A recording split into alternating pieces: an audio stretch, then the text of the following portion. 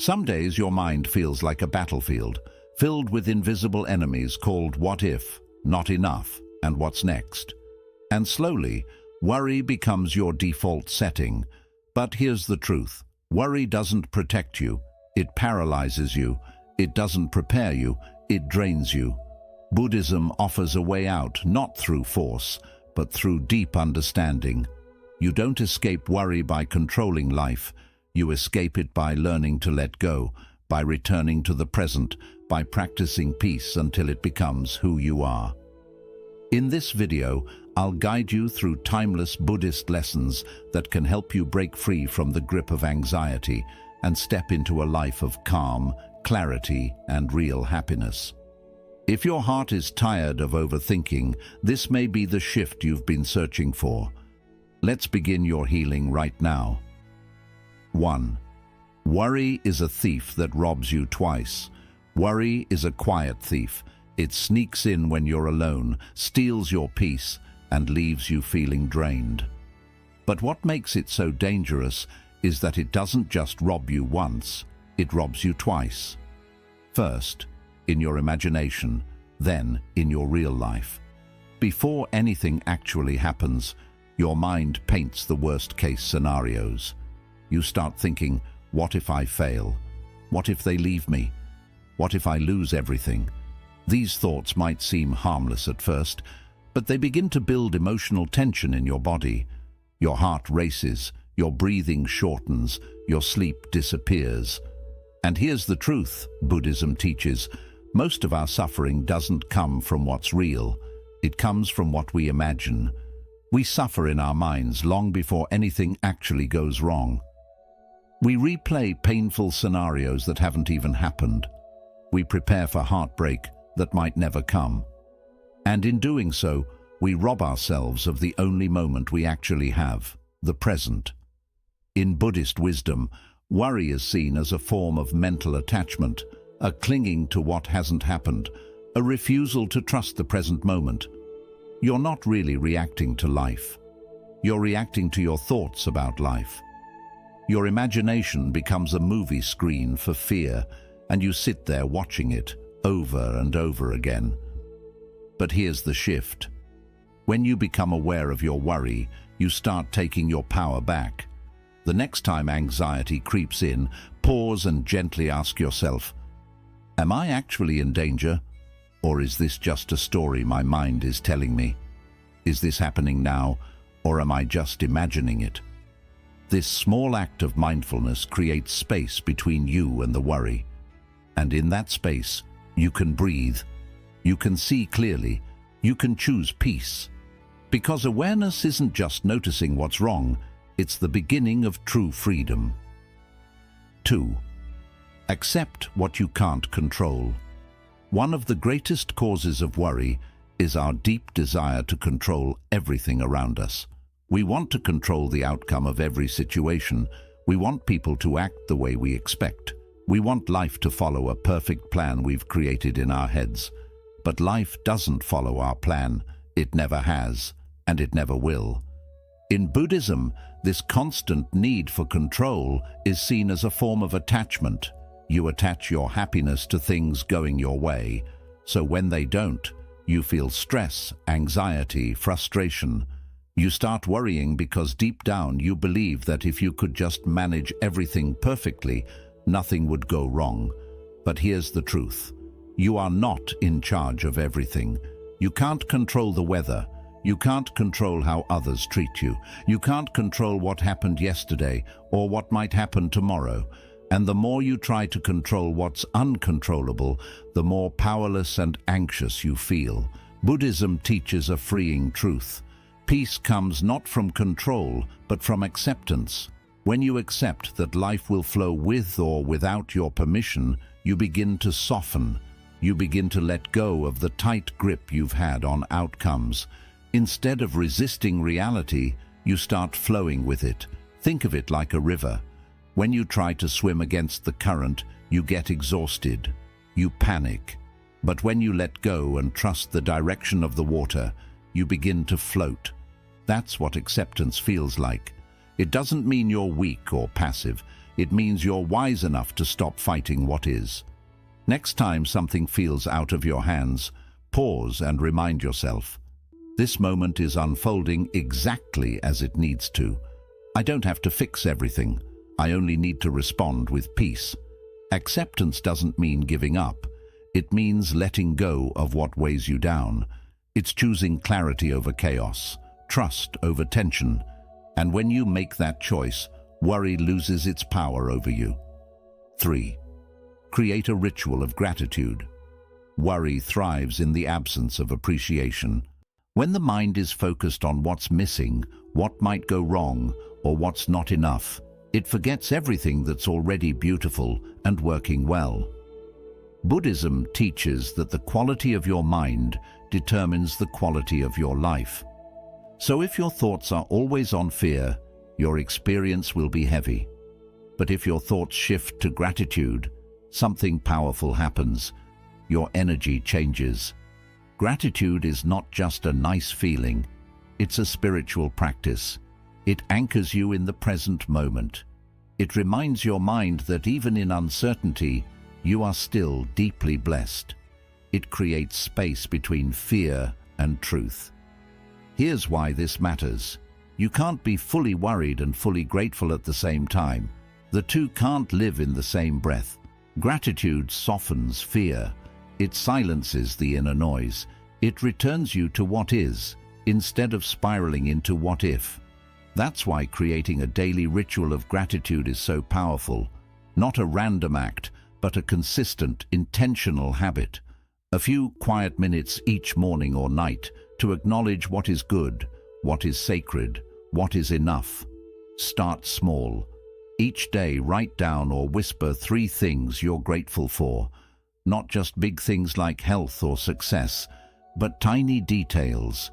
The warmth of your tea, the quiet of dawn, a kind word from someone you love, the fact that you are breathing and that this breath is yours.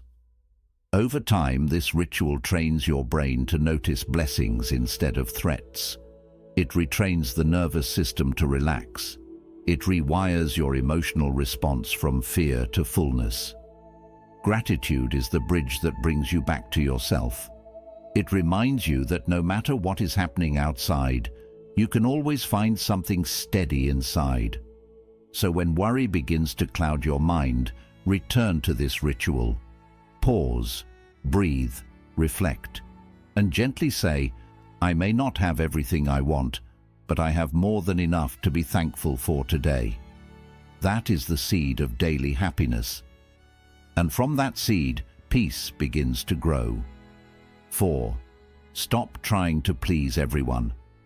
One of the most exhausting forms of worry comes from trying to live up to everyone's expectations. You try to say the right thing, do the right thing, look the right way, just to keep others happy. But deep down, you know the truth. No matter how hard you try, someone will still criticize you. In Buddhism, this craving for approval is seen as a trap of the ego. We want to be liked, we want to be accepted, and so we begin to shift our identity based on who we're around. We silence our true thoughts. We change our actions to avoid judgment. We carry the burden of other people's opinions until our own inner voice is drowned out. But here's what Buddhist wisdom teaches. Trying to please everyone is a form of self-abandonment. It is choosing temporary approval over lasting peace. There is a famous parable from the Buddha's teachings. A man goes to the Buddha and says, "People speak ill of me no matter what I do." The Buddha replies, "There will always be those who praise you and those who blame you. If you live by the praise, you will die by the blame. Let that sink in. If your happiness depends on how others see you, then your peace is no longer yours. It belongs to them. And no matter how much you bend yourself to please them, it will never be enough. You'll constantly worry, did I say the wrong thing? Will they still like me? Am I disappointing someone? Freedom begins the day you decide, my peace is more important than their approval. It doesn't mean you become rude or careless. It means you become authentic. You stop apologizing for being yourself. You stop performing for acceptance. Instead, you start asking, is this aligned with who I am? Does this decision bring me inner peace, even if others don't understand it? When you choose to live truthfully, some people will leave, but the ones who stay, they will love you for who you really are, not the mask you wore to fit in. So let go of the pressure to please everyone. Say no when you mean no. Speak gently but honestly. Live in a way that your soul feels proud of. Because when your heart is at peace with your own truth, no one else's opinion has the power to disturb you. 5. Move your body to free. Your mind and body are not separate. They are deeply connected, like two rivers flowing into one another. What affects the body affects the mind. What clutters the mind burdens the body. Buddhism teaches that when your mind becomes restless, anxious, or heavy with worry, you don't always need to think your way out of it. Sometimes you simply need to move. When we sit still for too long, trapped in our thoughts, stuck behind screens, or lying in bed replaying our fears, our energy becomes stagnant. Worry builds. Your breath shortens. Your posture tightens. Your chest begins to feel heavy. This is why Buddhist monks and practitioners place so much value on mindful movement, not for appearance, but for alignment. They walk slowly, deliberately, often in silence, allowing every step to be a form of meditation. Each movement becomes a way to bring the mind back into the body and the body back into balance. When you move your body, whether through walking, stretching, yoga, or even gentle exercise, you activate a natural reset. Your breath deepens, your heartbeat steadies, your nervous system relaxes, you stop overthinking and start simply being. And in that physical presence, the mental noise softens. You don't need a gym. You don't need a routine full of rules. You just need space. Space to walk around your home in silence. Space to stretch your arms slowly under the morning sky. Space to take a deep, conscious breath and allow your body to release what the mind has been carrying for too long. There is a reason why nature feels healing. Because in nature, your body moves with the earth, not against it. Buddhist teachings often encourage walking meditation in forests or gardens. Why?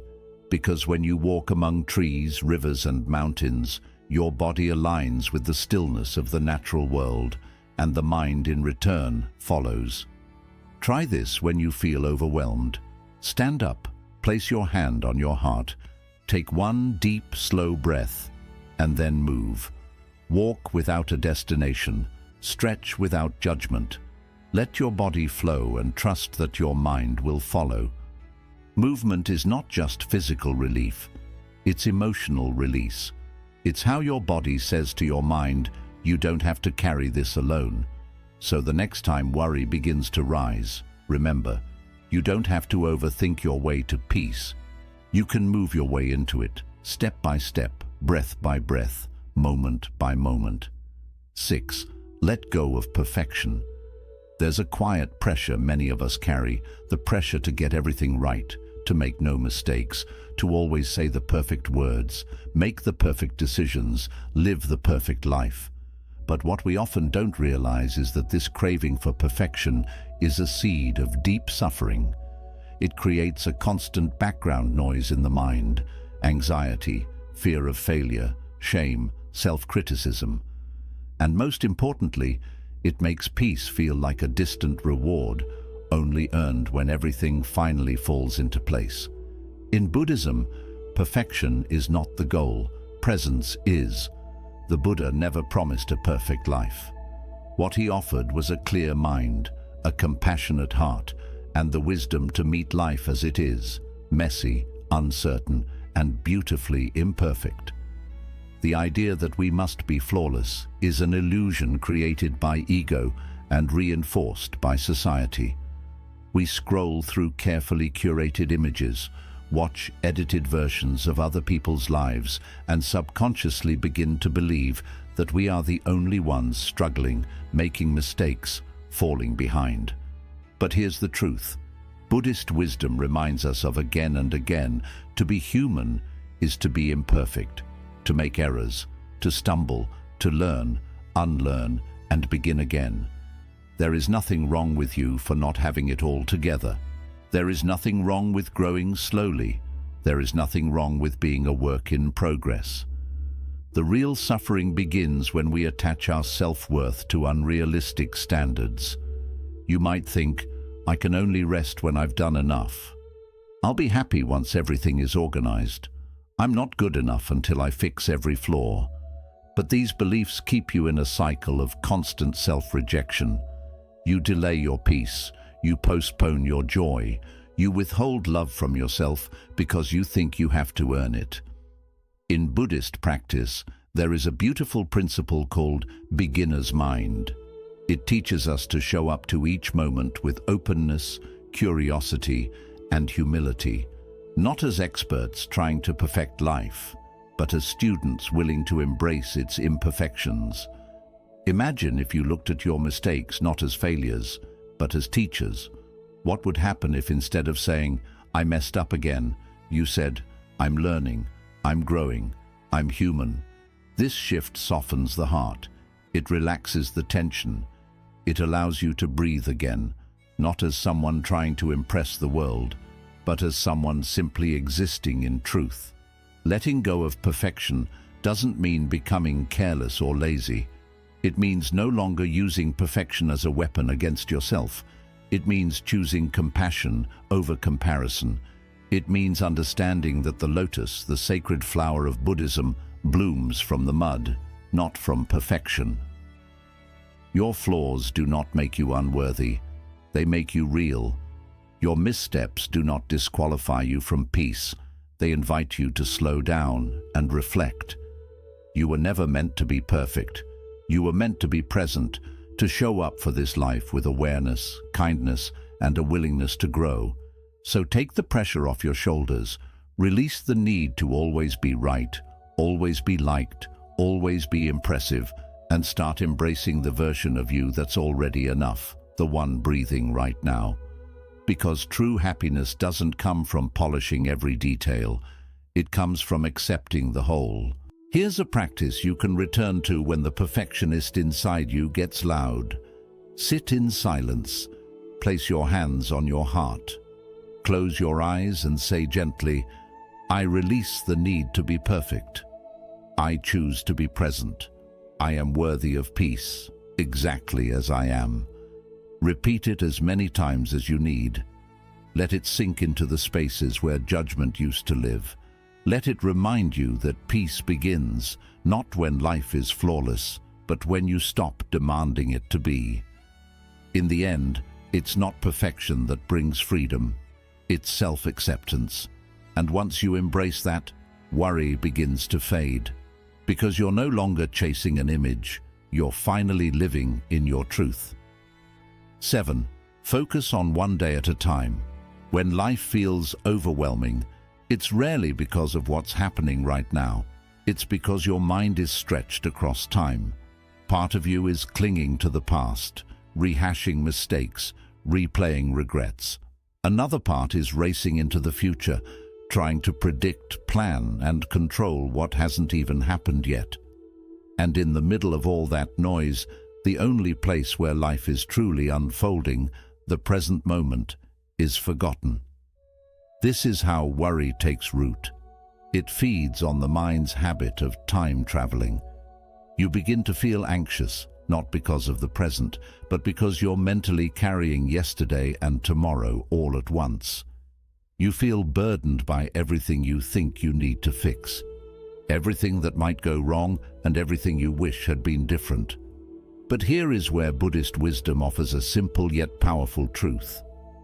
Peace is only possible when you return to now. The past is a memory. The future is a possibility. But the present, this breath, this step, this choice, is the only reality. And when you focus your energy on just today, everything begins to soften. There's a reason monks and spiritual practitioners emphasize mindfulness so deeply. Because mindfulness is not just about meditation. It's about choosing to be here, not pulled in 10 different directions by your thoughts. It's about realizing that you don't have to solve your entire life today. You only need to be present for this one small piece of it. Take a moment to reflect. What if today was enough? What if you didn't have to fix everything all at once? What if you gave yourself permission to let go of yesterday's weight and tomorrow's pressure and simply lived one day well? This is not avoidance, it's wisdom. Because when you are fully present for this day, you are giving life your best attention, your clearest thinking, and your calmest energy. And when you live today well, tomorrow tends to take care of itself. Think of your mind like a garden. If you spend all day worrying about whether the flowers will bloom next season, you miss the joy of watering them today. If you're constantly digging up the soil to recheck the roots, you disturb the very growth you're hoping for. But if you simply show up, tend the soil, pull the weeds, add sunlight and care, then nature does the rest. Life unfolds in its time. Your job is just to be present for each step. Focusing on one day at a time also teaches you compassion. It allows you to say, I'm not perfect, but I'm showing up. I may not have all the answers, but I'm doing what I can today. And that truly is enough. Here's a gentle practice you can try when the pressure of life feels too much. Sit quietly. Take 3 slow breaths. Place your attention on what is right in front of you. Ask yourself, what is one small thing I can do today that supports my peace? It could be going for a walk, drinking water, writing your thoughts down, or simply saying no to something that drains you. You don't need to climb the whole mountain today. You only need to take the next mindful step. In Buddhism, this idea is called one-moment mindfulness. It means living fully in each moment, one after another, without worrying about how long the road is, but trusting that every step brings you closer to truth, healing, and peace. Repeat this simple mantra when worry starts to rush you. Just this moment, just this breath, just this step. Because no matter how big the challenge feels, it is only made of small moments joined together. And when you focus on doing just this moment well, you take your power back from the unknown. So let go of the idea that you need to have everything figured out. You don't. You never did. And that's okay. Life is not asking for perfection. It is asking for your presence. When your mind is calm, today is enough. When your heart is steady, this step matters.